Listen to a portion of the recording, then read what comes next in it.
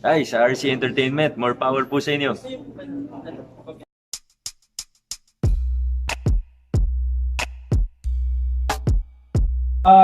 Ito naman yung pinag-usapan natin for the during the Dream Council. So let's also welcome our City Mayor, Mayor Vico Sotto. Mayor, dito po. Is entered into this 10th day of February 2020 at Pasig City by and between the City Government of Pasig, a local government unit with principal office address at Caruncio Avenue, Barangay San Nicolas, Pasig City, represented by the City Mayor, Honorable Victor Maria Regis and Sotto, and herein after referred to as Pasig. And the Cagayan Valley Regional Disaster Risk Reduction and Management Council, and Office of Civil Defense Regional Office 2 as its secretariat with office address at Dalan na Paburulong, Corner Dalan na Papabalo Regional Government Center, Carig Sur, Tuguegarao City, herein represented by OCD Region 2 Regional Director and Cagayan Valley DRRM Council Chairperson Dante D. Balao, and herein referred as CVD-RRMC. Witnesses, whereas to have an effective disaster response mechanism in preparation for the big one, there is a need for Pasig to have a ready, mobilizable response group from the Cagayan Valley responders deployable within the affected areas in Pasig whenever necessary in consonance with Metro Manila Oplan Yacal. Alaw and Mayor Vico Sotto are now affixing their signatures into the Memorandum of Understanding. At the same time, our DRRMO Action Officer, Mr. Bryant Mariel Wong and Mr. Ronald Valerio will serve as the witnesses to this memorandum. Let's give Pasig City a round of applause for having and initiating this forging activity towards disaster resiliency. Thank you so much.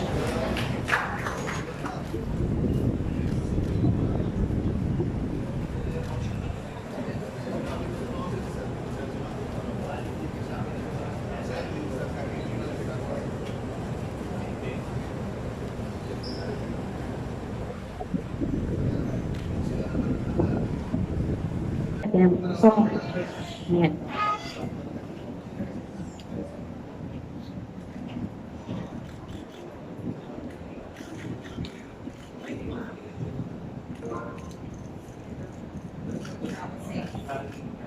Thank you so much to our national agencies for being with us today in this very significant. May we request po the invite respective guests to stay. May we request our congressman po and the city council.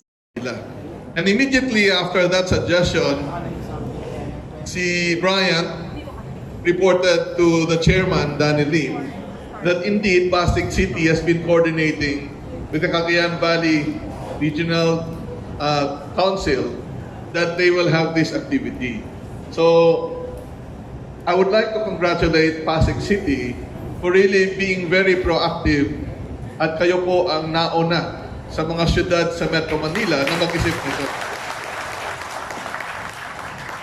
The reality is, the Valley Fault system has not moved for many hundreds of years ago.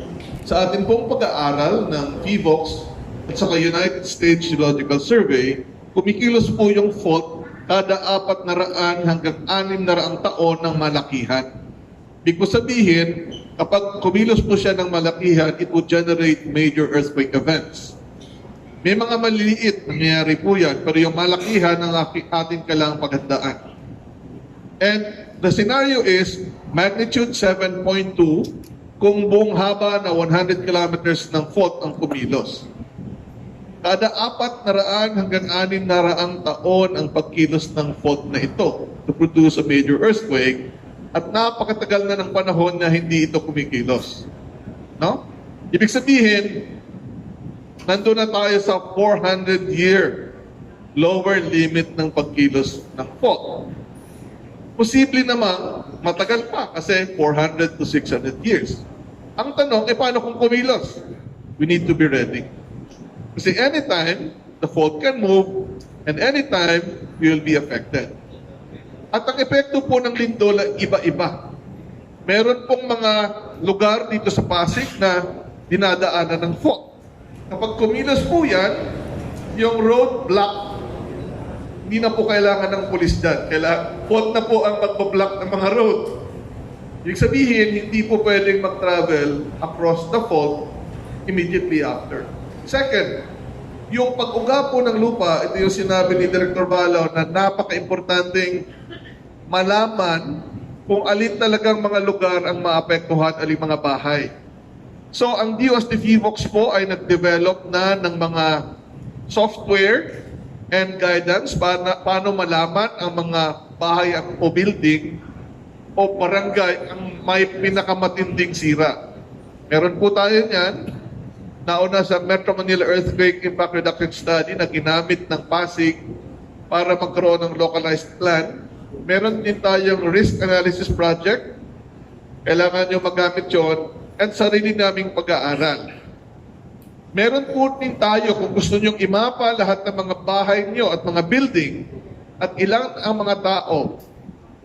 Ano ang istruktura ng bawat isa, anong disenyo, meron po tayong dinevelop na geomapper. Ito po ay cellphone-based.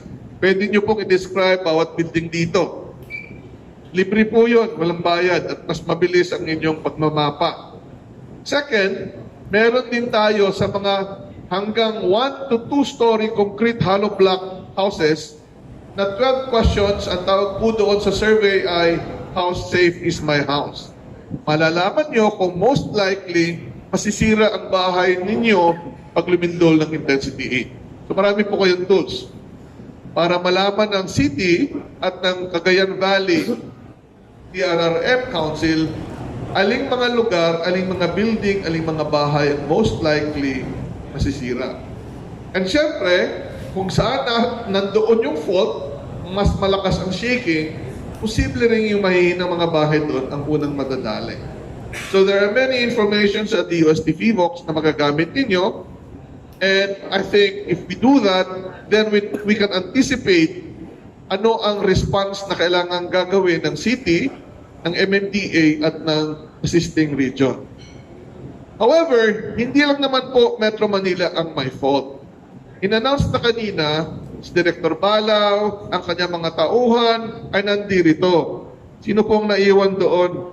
Kasi pag lumindol sa Cagayan Valley, sila naman ang apektado. So I would suggest for a true partnership, aside from assisting the capacity development of Cagayan Valley, na Pasig din ang tutulong doon sa Cagayan Valley kung sila naman ang nalindol. Kaya naman yung assisting city kasi lahat po tayo ang maapektuhan ng lindol. Now, sana hindi lumindol ngayon doon at wala doon si Director Baclao. But I think that is the essence of what we call the true bayanihan spirit of the Filipinos. Pagdating po sa disaster, iba-iba ang problema, panapanahon tayo maapektuhan. What is needed is for us to be ready, not only to protect our own local government, but most importantly, to help other local governments in times of need.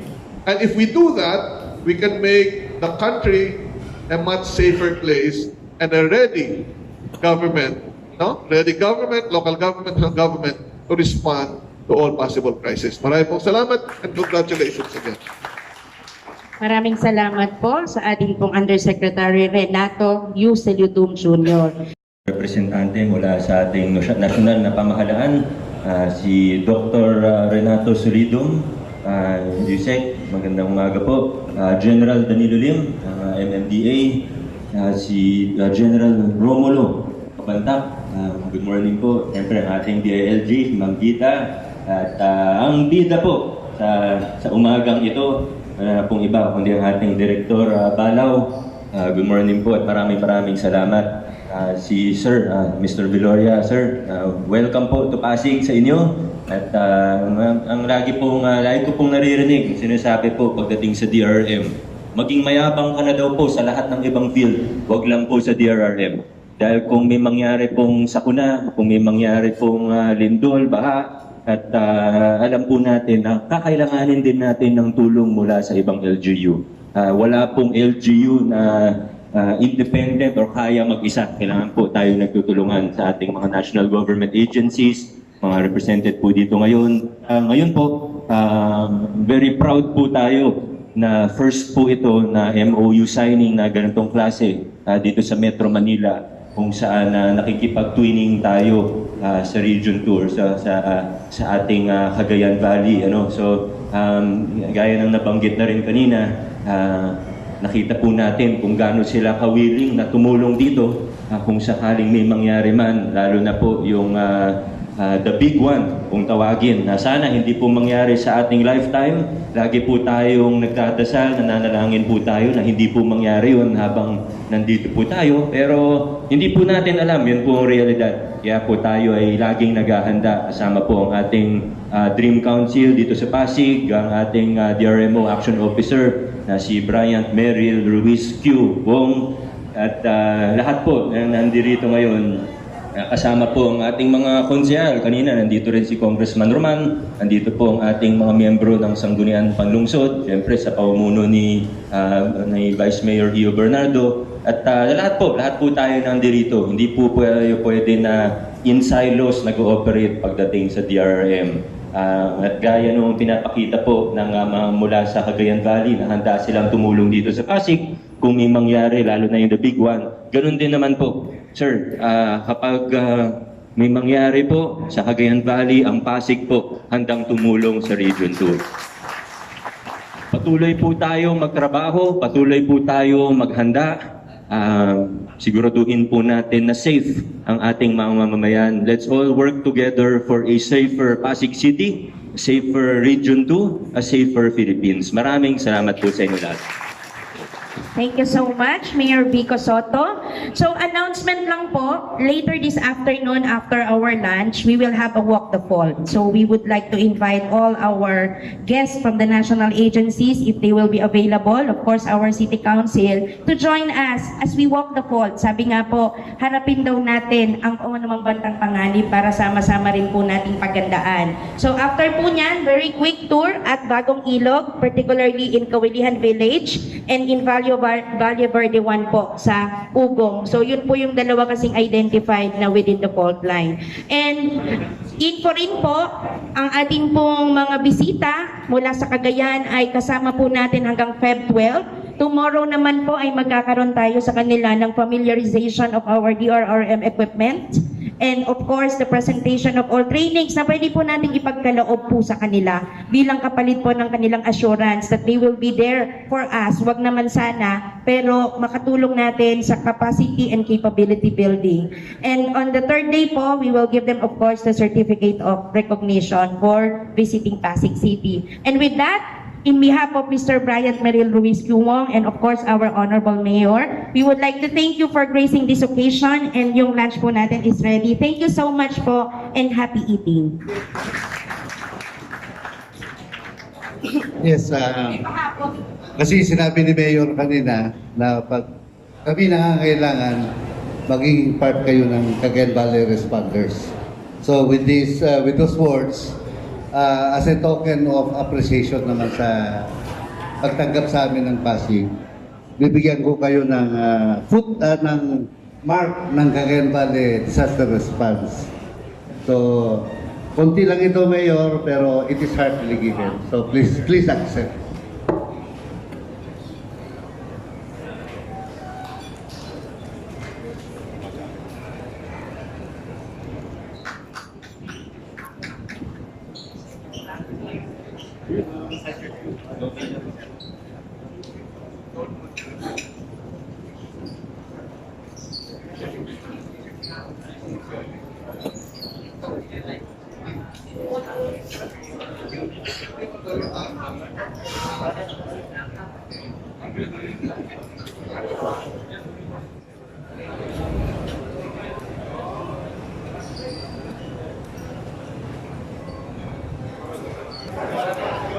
magbigay ng specific rating. Pero ang masasabi ko po ay handa ang Pasig.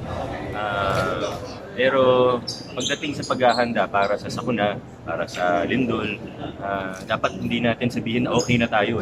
Kailangan galingan pa natin, gandahan pa natin yung preparasyon. At itong MOU signing natin with Cagayan Valley ay magiging napakalaking bagay, magiging napakalaking tulong po ito.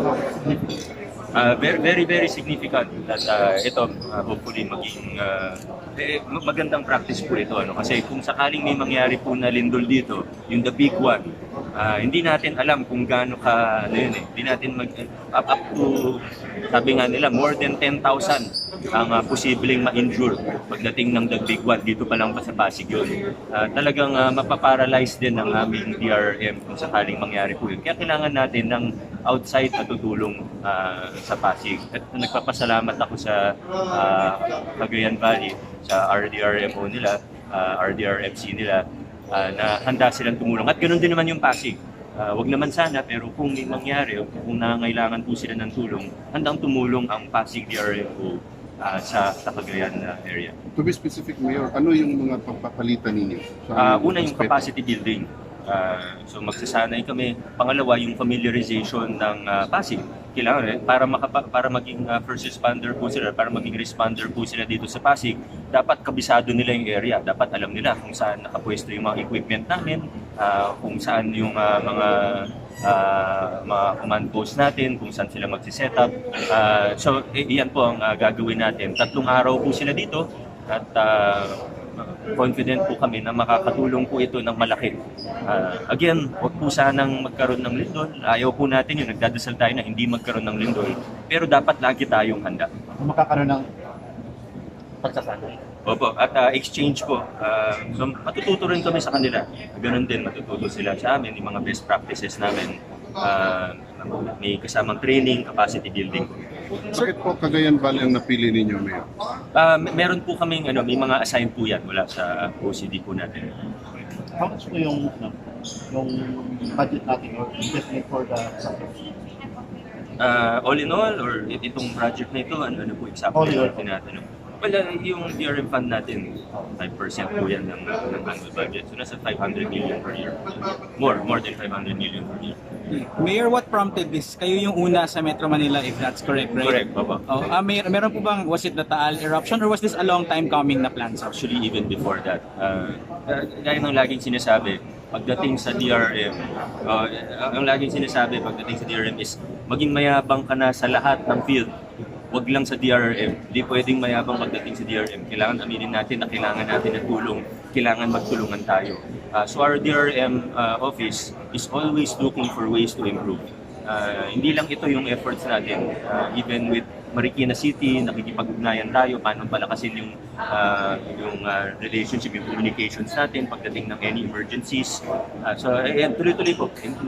Hindi lang magiging ito yung intervention natin yung para mag-improve tayo. Pero tuloy-tuloy po tayo naghahanap ng mga paraan paano mag-improve at paano mas maging disaster resilient ang Pasig City. Sir, might not be within your purview, pero kasi di ba a few years back, naglabas yung FIVOX ng map, yung mga bahay na mismong nandun sa fault line. Correct. At actually mamaya, pagkatapos po ng MOU signing namin, magsisimula na kami dun sa Walk the Fault. So magsisimula po kami sa Barangay Bagong Ilog, pababa hanggang, paakyat pala, papuntang Barangay Ugong. Walk the Fault, kailangan inform yung mga bahay, ready din po sila, yung mga nakatira lalo na malapit sa fault line. So magsisimula na rin kami. May policy ba regarding anong gagawin nila? Are they encouraged to leave or paano po ba yun? Kung talagang nandun sila mismo. Protocol naman tayo. Siyempre, ang best case scenario is wala nang nakatira doon. Pero alam naman natin na over the years, nagkaroon talaga ng mga nakatira na malapit sa fault line. Susunod naman tayo ano yung instructions din mula sa national.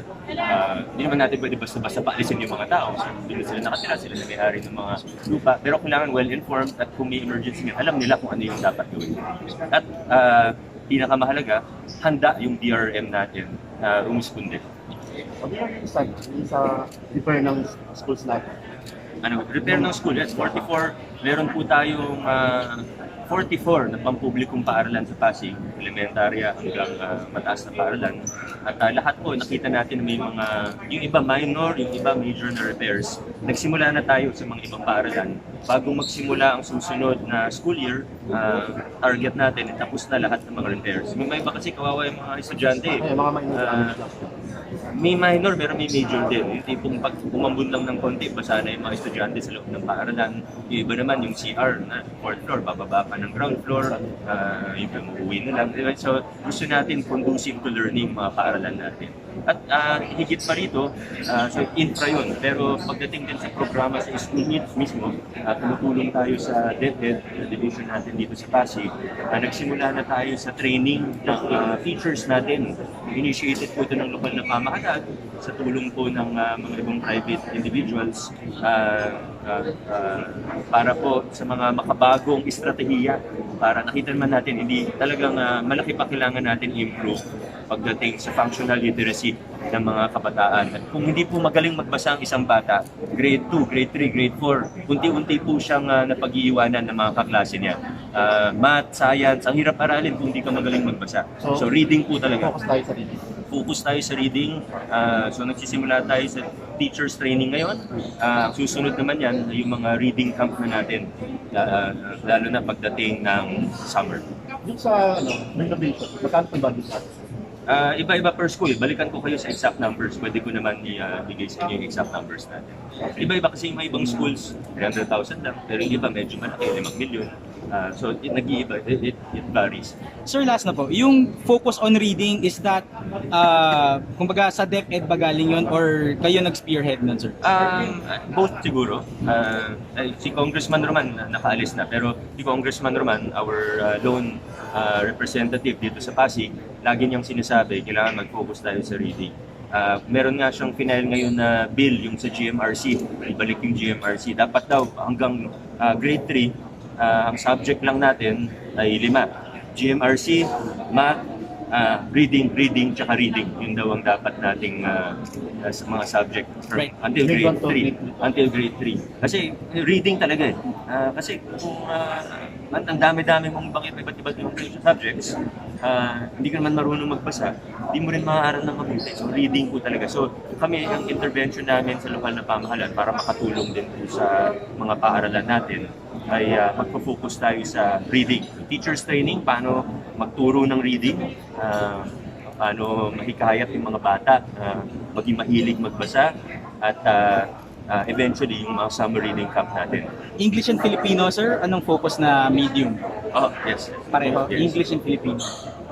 Okay. Thank you. Okay, Sir, maraming salamat. Thank you, salamat, sir. Nakikita na lang ron, ha?